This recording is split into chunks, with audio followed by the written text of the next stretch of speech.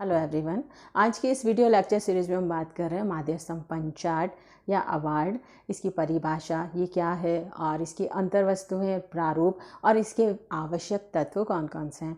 यदि हम परिभाषा की बात करें तो विधिक नियमानुसार या अधिनियमानुसार इसे सिर्फ इतना ही परिभाषित किया है कि माध्यस्थम पंचाट में अंतरिम पंचाट भी शामिल है। ये इसकी अगर सर्वमान्य परिभाषा कहें तो नहीं है।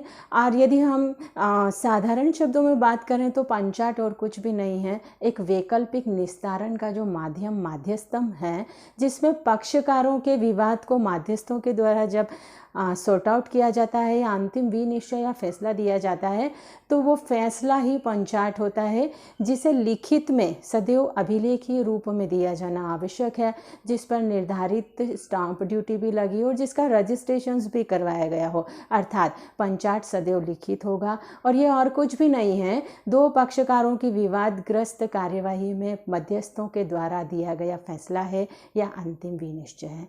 अब अगर हम बात करें कि पंचाट का प्रारूप क्या है और अंतर्वस्तुएं क्या है, तो अधिनियमानुसार या विधिक नियमानुसार इसे कहीं भी व्यक्त नहीं किया है कि एक निश्चित प्रारूप होना चाहिए या कोई प्रोफार्मा पंचाट के लिए अवार्ड के लिए होना चाहिए। लेकिन फिर भी कुछ ऐसे आधार हैं, कुछ ऐसी अंतर्वस्तु हैं जो विधिक नियमानुसार या विधिक औपचारिकताओं के अनुसार वो होना आवश्यक है, जिसमें फर्स्ट वन है लिखित स्वरूप। अर्थात जब मध्यस्थों द्वारा किसी विवाद को सुना जाए, व्यथित पक्षकार के या पीड़ित पक्षकार के विवाद का सुलटारा किया जाए या निस्तारण किया जाए, तो जो फैसला दिया जाए वो लिखित रूप में दिया जाएगा, कभी भी मौखिक स्वरूप में दिया गया पंचाट मान्य नहीं होगा। दूसरी कंडीशन से इसमें बहुमत के हस्ताक्षर, अर्थात मध्यस्थम अधिकरण के मध्यस्थों के द्वारा जब किसी विवाद को सुना जाए और यदि उसका निस्तारण किया जाए तो जो पंचाट दिया जाए उस पर बहुमत सदस्य अर्थात बहुमत मध्यस्थ, एक से अधिक मध्यस्थों के हस्ताक्षर उस पर होने चाहिए।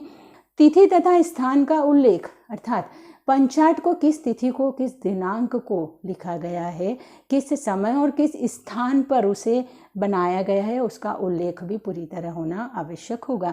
पंचाट की प्रति का परिधान, अर्थात निर्धारित शुल्क चुकाने के पश्चात मध्यस्थम के विवाद जो पक्षकार हैं, जो व्यथित और पीड़ित पक्षकार हैं, दोनों जो पक्षकार हैं वे अपनी पंचाट की प्रति को ले सकेंगे और यदि उन्हें अतिरिक्त प्रति चाहिए तो वे 30 दिन के भीतर आवेदन करके ऐसी अतिरिक्त प्रति को भी ले सकेंगे।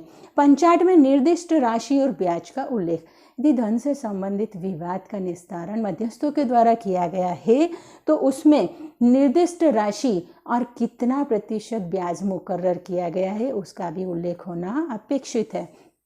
नेक्स्ट जो इसमें अंतर्वस्तु है 18% वार्षिक दर पर ब्याज।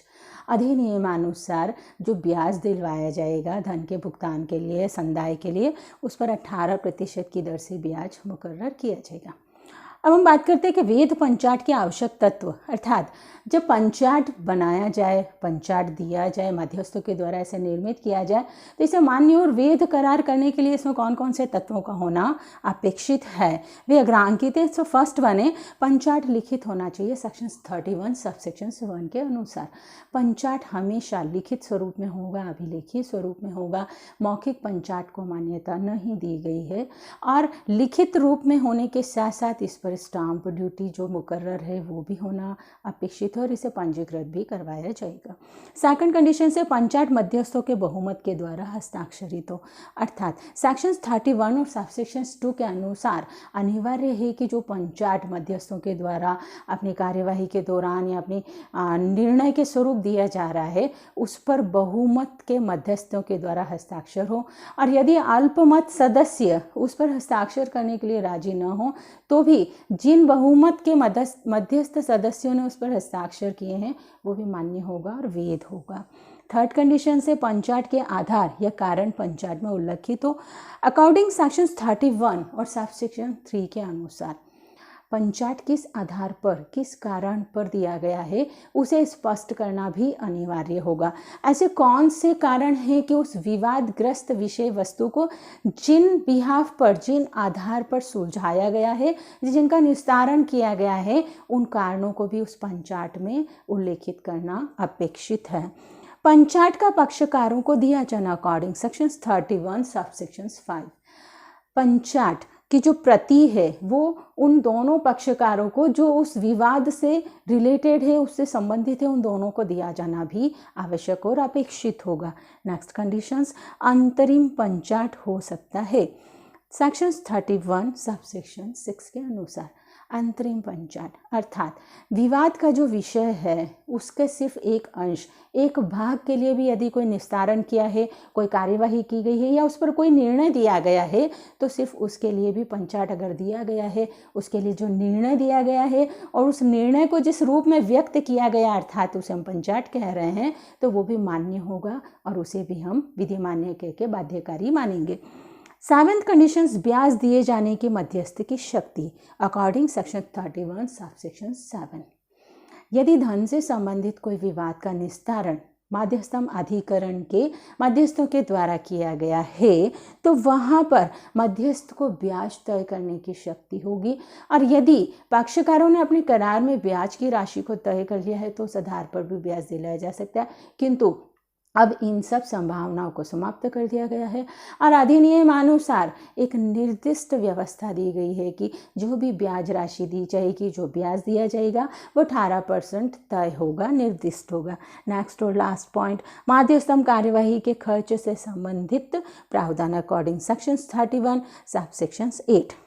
मध्यस्थम कार्यवाही का संचालन विधि को सुचारू रूप से करने के लिए जितने भी खर्च हुए हैं, जो भी एक्सपेंसेस हुए हैं, उन खर्च को कौन देने का दायित्वाधीन है और किस पक्षकार को वो दिलवाया जाएगा, खर्च की राशि क्या होगी, खर्च किस रीति से भुगतान किया जाएगा, कितनी अवधि में इसे दिलवाया जाएगा, इन सब तत्वों का, इन सब तथ्यों का उल्लेख भी, प्रावधान भी इस पंचाट में उल्लेख किया जाएगा। और ये इसके सभी आवश्यक तत्व यदि हैं तो एक दिया गया मध्यस्थों के द्वारा दिया गया पंचाट वेद होगा, विधि मान्य होगा। आई होप ये वीडियो लेक्चर आपको पसंद आया होगा। आप इसे ज़्यादा से ज़्यादा शेयर, लाइक और सब्सक्राइब करिएगा और डिस्क्रिप्शन बॉक्स में इसके नोट्स अवेलेबल हैं, वो भी आप ले लीजिएगा।